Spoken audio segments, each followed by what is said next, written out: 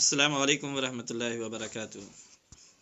We are going to explain or going to learn. So, no men are foreign. Foreign means गैर मुल्की, अजनबी, strange person. Okay. So, कोई भी आदमी गैर मुल्की नहीं है. इसके मतलब ये समझ में आता है, हम समझते हैं कि यहाँ पर जो है कोई भी मुल्क फॉरेनर नहीं है, कोई भी फॉरेनर नहीं है. आई बात समझ में? अब इसको कुछ हम देखते हैं तो इसका background of the story. Have you ever thought of some people as strange? क्या आपने कभी सोचा है कुछ लोगों के बारे में जैसे वो अजनबी मानते हैं, वो अजनबी हैं, हम उनको नहीं जानते. और अदर कंट्रीज एज फॉरेन, या दूसरे मुल्कों को हम फॉरेन समझते हैं कि फॉरेन है, वो फॉरेन है. We have many ways of thinking of other people as different from us. हमारे पास अलग अलग तरह की सोच रहती है सोचने के लिए दूसरे लोगों के बारे में. अपने से अलग करके हम सोचते हैं. जैसे हम उनको कहते हैं देम, दे, हम ऐसा कहते हैं. ठीक है. May belong to a different country. अब ये देम और दे शायद वो दूसरे मुल्क से ताल्लुक रखते हों तो हम उनको देम और दे कहते हैं. और स्पीक अ डिफरेंट लैंग्वेज, या शायद कि वो दूसरे जुबान बोलते हों इसलिए उनको हम देम और दे कहते हैं. ठीक है. इन दिस पोएम हाउएवर, इस पोएम में फिर भी द पोएट रिमाइंड्स अस, हमें याद दिलाता है poet of the many ways, कई तरीके से, in which we are all the same, हम, जिससे बताता है कि हम सब एक हैं, अलग नहीं है, अजनबी कोई नहीं है, बाहरी कोई नहीं है, गैर मुल्की कोई नहीं है, सब एक हैं, सब इसी दुनिया के रहने वाले लोग हैं. For we are all human, क्योंकि हम सब इंसान हैं, तो इसलिए हम कोई जुदा और अजनबी और पराये नहीं हैं. क्लियर? अब यहाँ पर देखते हैं कि नीचे कुछ पोएम्स लिखे हैं यहाँ पर. तो फॉर 4 लाइन को हम पहले एक्सप्लेन करते हैं, समझते हैं कि क्या मतलब है इनका. यहाँ पर remember no men are strange. अच्छा, इसमें राइटर ने, पोएट ने ये बताने की कोशिश की है कि हम लोग यूनिवर्सल ब्रदरहुड कायम करें. यूनिवर्सल ब्रदरहुड, यूनिवर्सल ब्रदरहुड बनाया चाह रहा कि भाई हम किसी मुल्क से नहीं बल्कि हम पूरी दुनिया को एक समझें कि हम सब दुनिया के बासिंदे हैं, इस दुनिया में रहने वाले, इसलिए हमारे में कोई फ़र्क नहीं है, कोई अलग नहीं है, कोई जुदा नहीं है, कोई फॉरेनर नहीं है, सब एक हैं, सब इंसान हैं, और सब उसी ज़मीन पर रहते हैं जिस पर वो रहते हैं, हम भी वहीं से रहते हैं. वो भी आसमान और सूरज रोशनी का इस्तेमाल करते हैं, हम भी रोशनी और सूरज का इस्तेमाल करते हैं, तो हम सब सेम हुए ना, तो कोई डिफरेंस नहीं होना चाहिए, कोई डिफरेंस नहीं है. So the poet says, remember, याद रखो, no men are strange, no country is foreign, no men are strange, और कोई भी मुल्क और कोई भी लोग डिफरेंट नहीं है, अलग नहीं है, अजनबी नहीं है. ठीक है. अरे बस मैंने, हर मुल्क एक है, कहने मतलब है पूरी दुनिया एक है और सब दुनिया में रहने वाले लोग भी एक हैं, कोई अलग अलग नहीं है. बीनीथ ऑल यूनिफॉर्म्स, ये यूनिफॉर्म से मुराद यूनिफॉर्म ऑफ द सोल्जर्स, जितने सोल्जर्स हैं, जितने सिपाही हैं, सब के यूनिफॉर्म के नीचे अंदर क्या है? अ सिंगल बॉडी ब्रेथ्स, एक सिंगल बॉडी है जो सांस लेती है, लाइक आवर्स, जैसा कि हम सांस लेते हैं, बिल्कुल वैसे ही एक जिस्म है हर यूनिफॉर्म के अंदर, चाहे वो किसी भी मुल्क का सिपाही क्यों ना हो और सोल्जर क्यों ना हो, हर सिपाही के यूनिफॉर्म के अंदर एक सिंगल बॉडी है जो सांस लेता है जैसा कि हम सांस लेते हैं. The land our brothers walk upon, और जिस ज़मीन पर जिस ज़मीन पर वो लोग चलते हैं, इस अर्थ, वो भी ज़मीन है, वो भी अर्थ है, लाइक दिस, जिस अर्थ पे हम रहते हैं, वर्ल्ड पर, अर्थ यहाँ पर मुराद वर्ल्ड है, उसी अर्थ पर, उसी वर्ल्ड पर रहते हैं जिस पर हम रहते हैं. इन विच वी शैल लाई इन, और जब हम मर जाएंगे तो इसी में दफन किए जाएंगे मरने के बाद, और हम भी एक दिन मर करके उसी ज़मीन के अंदर जाएंगे, और वो भी मर करके एक दिन उसी ज़मीन के अंदर जाएंगे. आई होप कि समझ में आया आपको. In the second stanza we can see that they too aware of sun and air और वाटर. ये देर से मुराद, दे मतलब वो लोग, द फॉरेनर, जिसको हम फॉरेनर कहते हैं, दूसरे मुल्क के लोगों को कहते हैं जिनको हम अलग समझते हैं, अजनबी समझते हैं और डिफरेंट समझते हैं, और उनसे झगड़ते भी हैं, ठीक है, उनसे लड़ाई भी करते हैं। तो बता रहा है कि हम उनमें फ़र्क करते हैं, उनको अलग थलग समझते हैं, लेकिन जो नेचर है, जो कुदरत है, वो किसी से भी कोई भेदभाव नहीं करता। हम भेदभाव करते हैं, लेकिन नेचर हमारे साथ भेदभाव नहीं करता। वो नेचर उनको भी वही सन और एयर प्रोवाइड करता है और वाटर प्रोवाइड करता है जो हमें सन और एयर और वाटर प्रोवाइड करता है। और हम उसी तरह, आई होप के समझ में आया यहाँ तक, are fed by peaceful harvest, और वो लोग भी खाते हैं हार्वेस्ट करके, ज़मीन से उगा करके।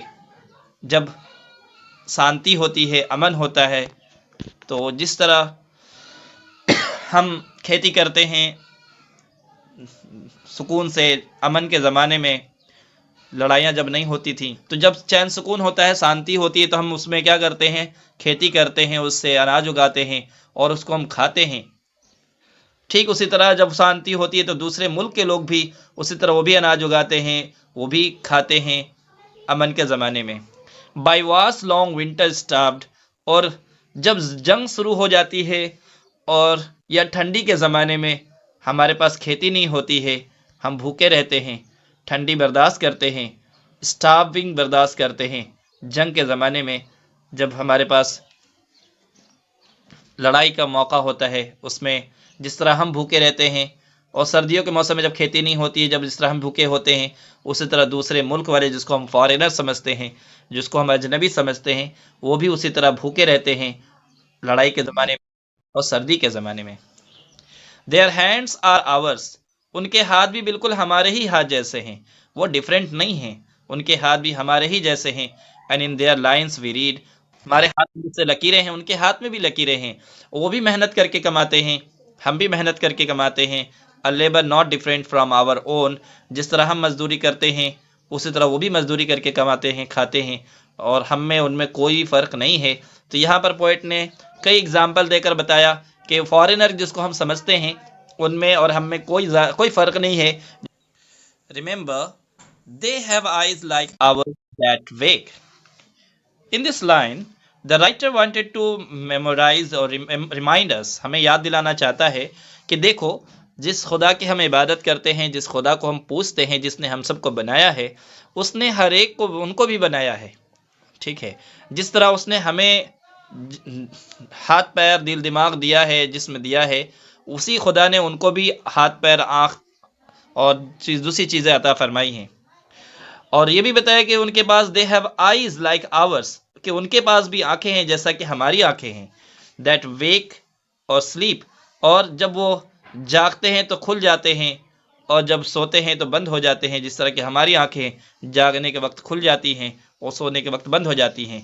And their strength that can be bone, और उनके पास भी पावर है, एनर्जी है, ताकत है। हमारे पास भी एनर्जी और पावर और ताकत है, जिसको हम सिर्फ जीत सकते हैं, किससे? बाय लव, प्यार से ही जीत सकते हैं, मोहब्बत से जीत सकते हैं। इन एवरी लैंड, और दुनिया के हर ज़मीन पर, हर हिस्से पर, ज़मीन के हर हिस्से पर इस कॉमन, एक चीज़ तो कॉमन है, पूरी दुनिया में एक चीज़ कॉमन है, वो क्या है? लाइफ है, ज़िंदगी है। That all can be recognise and understand. So in every land is common life, तो पूरी ज़मीन में क्या है फ़र्क, क्या है कॉमन? ज़िंदगी कॉमन है, जिसको अगर हम समझ लें, रिकॉग्नाइज कर लें और समझ लें उनकी फील के, उस ज़िंदगी के अंदर क्या है? फीलिंग्स है, इमोशंस हैं। अगर हम फीलिंग्स और इमोशंस समझ लें कि उनके अंदर भी वैसे ही एहसास हैं, वैसे ही चाहते हैं, वैसे ही फीलिंग्स है जैसा कि हमारे अंदर है, अगर इस फीलिंग को समझा जाए और पहचान लिया जाए, तो फिर दुनिया में जो लड़ाइयाँ हो रही है, जो वार हो रहे हैं, ये वार ना हो। अच्छा, इसके आगे हम देखते हैं, राइटर कहते हैं, let us remember we are told, जब भी हमें कहा जाता है टू हेट आवर ब्रदर्स, कि हम अपने भाइयों से नफ़रत करें, हम उनको अपना दुश्मन समझें, तो इस तरह जो है, अगर हमने उनको अपना दुश्मन समझा और उनको उससे हमने नफ़रत की, तो क्या होगा? हमने उनसे नफ़रत नहीं की, बल्कि हमने ख़ुद से मेहनत की। It is our self that we shall dispossess, तो हम इनको डिस्पोज करना मतलब होता है डिप्राइव करना, महरूम करना। तो हम उनको महरूम नहीं करते, बल्कि हम उनसे नफ़रत करके, उनको दुश्मन समझ करके अपने आप को महरूम करते हैं, बैटरे अपने आप को धोखा देते हैं और अपने आप को मलामत करते हैं।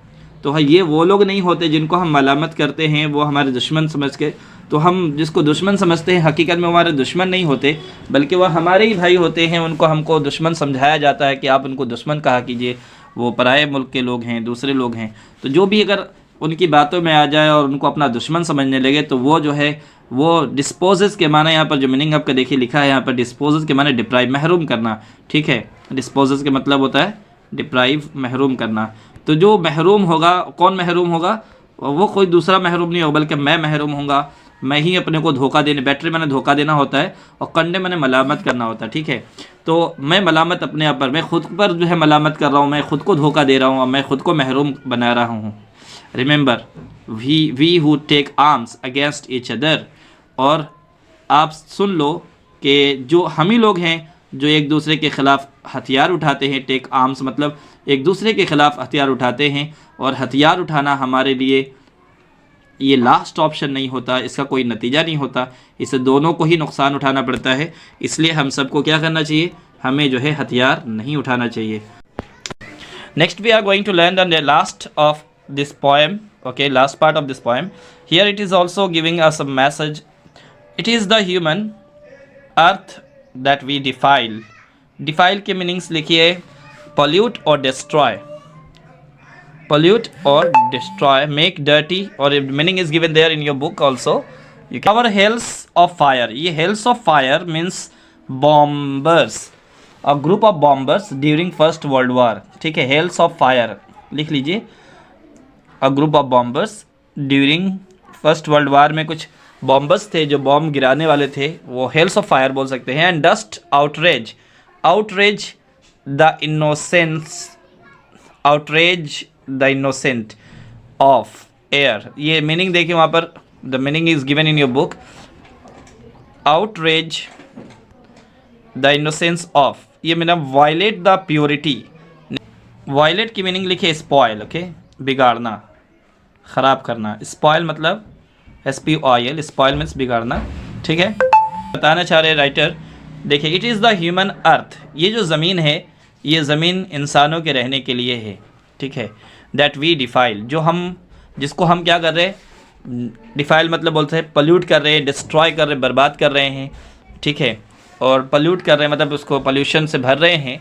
ये ज़मीन इंसानों के रहने के लिए है, जिसको हम बर्बाद कर रहे हैं और डिस्ट्रॉय कर रहे हैं।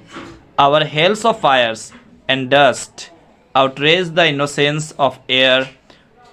अब हमारा जो बॉम्ब है, आर्म्स है, हथियार है, ये सब क्या कर रहे हैं? ये डस्ट फैला रहे हैं, गर्द फैला रहे हैं। क्या होगा? Outrage the innocence of air, हवा के अंदर जो इनोसेंट है, जो प्योरिटी है, उसको क्या कर रहे हैं? स्पॉयल कर रहे और बर्बाद कर रहे हैं। तो ये बॉम्ब के जो आग हैं, आग और धुआं और उसका जो है केमिकल, डस्ट से मतलब यहाँ पर केमिकल्स भी हो सकता है, डस्ट मतलब हो सकता है यहाँ पर धुआं भी हो सकता है। सो जो आग, लड़ाई के ज़माने में क्या होता, ये हथियार जो है इंसानों पर बरसाए जाते हैं, जैसे इंसान मरते हैं, पेड़ पौधे जलते हैं, चीज़ें बर्बाद होती हैं, उससे हवा के अंदर भी जो है ख़राबी पैदा होती है। फिर ये डेड बॉडीज़ जो गिरते, इंसानों के ज़मीन पर गिरते हैं, ये सड़ते हैं, ये भी इम्प्योर करते हैं ज़मीन को और हवाओं को भी। इससे तो ये बताया कि ये सब चीज़ें क्या हैं? ये हथियार और ये जंग, ये पूरी तरह जो है, पूरी तरह से आउटरेज करते हैं इनोसेंट ऑफ एयर, हवा के अंदर जो पॉल्यूशन को, प्योरिटी है, उसको पूरी तरह से स्पॉयल कर देते हैं। That is everywhere our own. और ये हवा कहाँ है? हमारे चारों तरफ है, जिसकी वजह से हमारे इंसानों के लिए, दूसरे इंसानों के लिए भी ये मुसीबत और तकलीफ़ का ज़रिया बनती है। फिर इसके बाद इन्होंने जो है आखिरी में एक चीज़ को अपना रिपीट किया, उस बात को याद दिलाते हुए मैसेज किया है कि हमारे लिए जंग करना वो ख़तरे की चीज़ है, हमारे लिए ये अच्छी चीज़ नहीं है। रिमेंबर, और याद रखो कि no men are foreign, no countries are strange. कोई भी आदमी जो है हमारे लिए अजनबी नहीं है, पराया नहीं है, और कोई भी मुल्क हमारे लिए डिफरेंट नहीं है। सब एक हैं, पूरी दुनिया एक है, दुनिया के सारे लोग एक हैं, क्योंकि उनके पास सारी चीज़ें जैसे हम जीते हैं वैसे वो भी जीते हैं, तो इसलिए लड़ाई का कोई मौका ही ना होना चाहिए। हम सबको मिल करके कोशिश करनी चाहिए कि ये जंग ही ना हो जिसकी वजह से इतनी तकलीफ़ें उठानी पड़ें। आई होप कि समझ में आ गया आपको।